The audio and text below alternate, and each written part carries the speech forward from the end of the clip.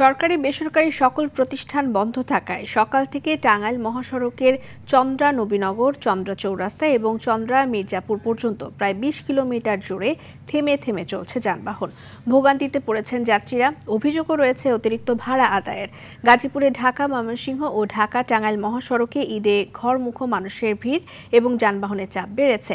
টঙ্গী থেকে চান্দনা চৌরাস্তা পর্যন্ত ১২ কিলোমিটার সড়কে ধীরে ধীরে চলছে যানবাহন। সিরাজগঞ্জের যমুনা সেতু পশ্চিম সংযোগ মহাসড়কে সৃষ্টি হয়েছে যানবাহনের তীব্র চাপ। এদিকে ঢাকা টাঙ্গাইল যমুনা সেতু মহাসড়কে ২৫ কিলোমিটার এলাকা জুড়ে যানজট এবং গাড়ির দীর্ঘ সারির সৃষ্টি হয়েছে। বুধবার মধ্যরাত থেকে অতিরিক্ত গাড়ির চাপ এবং সেতুতে কয়েক দফা টোল আদায় বন্ধ ও ধীর গতি থাকায় করটিয়া থেকে যমুনা সেতু পর্যন্ত এই যানজটের সৃষ্টি হয়।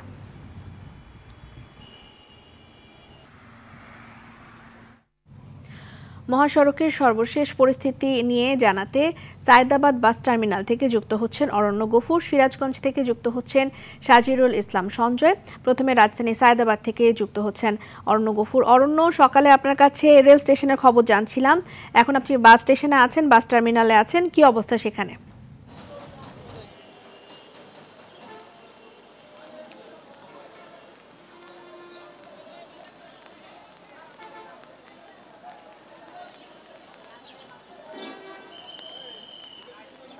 রিজওয়ানা সায়েদাবাদ বাস টার্মিনালে এই মুহূর্তে কিন্তু বৃষ্টি হচ্ছে এবং এই বৃষ্টির মধ্যেই যারা গ্রামে যেতে চাচ্ছেন ঈদ উদযাপন করতে, তারা কিন্তু এই বৃষ্টির মধ্যেই বাসগুলোতে উঠছেন এবং বিভিন্নভাবে তারা টিকিট কাটছেন বা লোকাল বাসগুলোতে উঠে সরাসরি কিন্তু গ্রামের উদ্দেশ্যে রওনা দিচ্ছেন। তো আমরা সকাল থেকে কমলাপুর রেলওয়ে স্টেশনে ছিলাম, সেখানে আপনার সকাল থেকে ভোর ৪টা ২০ থেকে ট্রেন চলাচল শুরু হয়েছে এবং দুপুর পর্যন্ত প্রায় ২১টি ট্রেন কিন্তু ছেড়ে গিয়েছে। এর মধ্যে এছাড়া বাসের যে যাত্রীরা রয়েছেন তারা কিন্তু ভোর থেকেই এখান থেকে গ্রামের উদ্দেশ্যে তারা ছেড়ে যাচ্ছেন। এবং তবে যাত্রীরা আমাদের কাছে অভিযোগ করেছেন যে সাধারণত ২০০-৩০০ টাকার ভাড়া ৫০০-৬০০ টাকা নেওয়া হচ্ছে এবং ৫০০-৬০০ টাকার ভাড়া ৯০০ থেকে ১০০০ টাকা নেওয়া হচ্ছে, অর্থাৎ ভাড়া প্রায় দ্বিগুণ হিসেবে নেওয়া হচ্ছে, যেটা সরকারি নীতিমালা বা পরিবহন মালিক সমিতির যে নীতিমালা রয়েছে সেই নীতিমালার কিন্তু স্পষ্টরূপে লঙ্ঘন। কিন্তু তারপরেও পরিবহনের এই বাসগুলোকে কিন্তু নিয়ন্ত্রণে আনা যাচ্ছে না। পরিবহন যারা নেতা রয়েছেন, মালিক সমিতির সদস্য রয়েছেন, তারাও কিন্তু স্পটে রয়েছেন, কিন্তু তারপরেও কিন্তু এই ব্যাপারটা নিয়ন্ত্রণ করা যাচ্ছে না বলে আমরা দেখেছি। এবং কিছুক্ষণ আগে সড়ক পরিবহন উপদেষ্টা কিন্তু সায়েদাবাদ বাস টার্মিনাল পরিদর্শন করেছেন এবং তিনি নিজেও বলেছেন যে আসলে তারা চেষ্টা করছেন এই অতিরিক্ত ভাড়া আদায় বন্ধ করতে এবং পরিবহনের শৃঙ্খলা আনতে, কিন্তু সব কিছু মিলে আমরা বাস্তবে যেটা দেখি সেটা হলো যে সবাই মুখে বললেও বাস্তবতায় আসলে সেটি আমলযোগ্য হচ্ছে না। বিশেষ করে যারা গাড়ি চালাচ্ছেন তারা আমাদেরকে বলেছেন যে আসলে ফেরার পথে যেহেতু একদমই যাত্রী পাওয়া যাচ্ছে না, ফলে তাদেরকে এক ট্রিপেই ২ ট্রিপের ভাড়াটা উঠিয়ে নিতে হয়। এই কারণে তারা মূলত এই বেশি ভাড়াটা নিচ্ছেন এবং এছাড়া তাদের আর কোনো উপায় নেই। তো এইভাবেই চলছে এই যাত্রা। তবে এখনও তেমন কোনো অঘটন বা দুর্ঘটনার খবর কিন্তু পাওয়া যায়নি। সব মিলিয়ে ট্রেনের শিডিউলও ভালো মতো চলছে এবং বাসের কিছু কিছু জায়গাতে যথেষ্ট পরিমাণ যানজটের চিত্র কিন্তু এরই মধ্যে ফুটে উঠেছে।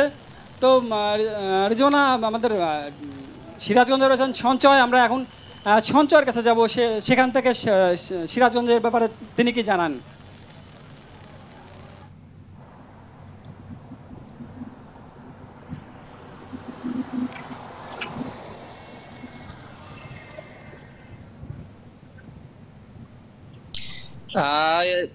ঈদুল আজহা উপলক্ষে সরকারি এবং বেসরকারি যে প্রতিষ্ঠানগুলো সেগুলোর ছুটি হওয়ার সাথে সাথে কিন্তু একযোগে রাজধানী থেকে উত্তর এবং দক্ষিণাঞ্চলের যে মানুষেরা তারা কিন্তু পরিবারের সাথে ঈদ আনন্দ উদযাপনে ফিরছেন, যার ফলে কিন্তু গতকাল বিকেল থেকে সিরাজগঞ্জের যে যমুনা সেতু পশ্চিম সংযোগ মহাসড়ক রয়েছে এই মহাসড়কের যানবাহনের তীব্র একটি চাপ রয়েছে। আজকে সকাল থেকে আমরা মহাসড়কে রয়েছি, সকাল থেকে যেমনটি দেখছি যে সকাল থেকেই কিন্তু এই মহাসড়কে তীব্র যানবাহনের চাপ রয়েছে। তাছাড়া কিন্তু সিরাজগঞ্জ এই মহাসড়কে ঢাকামুখী যে লেনটি রয়েছে রয়েছে সেই লেনে কিন্তু থেমে থেমে যানবাহন চলাচল করছে। যখন যমুনা সেতুতে একটি লেনের টোল বন্ধ রাখা হচ্ছে ঢাকামুখী লেনে, ওই সময় কিন্তু আসলে সেতুর পশ্চিম পারে কিন্তু আসলে থেমে থেমে যানবাহন চলাচল করছে। আজকে মহাসড়কে আমরা যেমনটি দেখেছি যে মহাসড়কে কিন্তু যানবাহনের তীব্র চাপ থাকলেও কোথাও যানজট কিংবা কোনো ভোগান্তি কিন্তু আমরা দেখিনি। অনেকটা আসলে অনেকটা শৃঙ্খলাবদ্ধভাবে যানবাহন চলাচলের ফলে কিন্তু আসলে অনেকটা স্বস্তি নিয়েই এই মহাসড়ক অতিক্রম করছে ঘরমুখো মানুষেরা। তো এই ছিল সিরাজগঞ্জ থেকে ঈদযাত্রার সর্বশেষ খবর। সঞ্জয় এবং অরণ্য দুইজনকে ধন্যবাদ।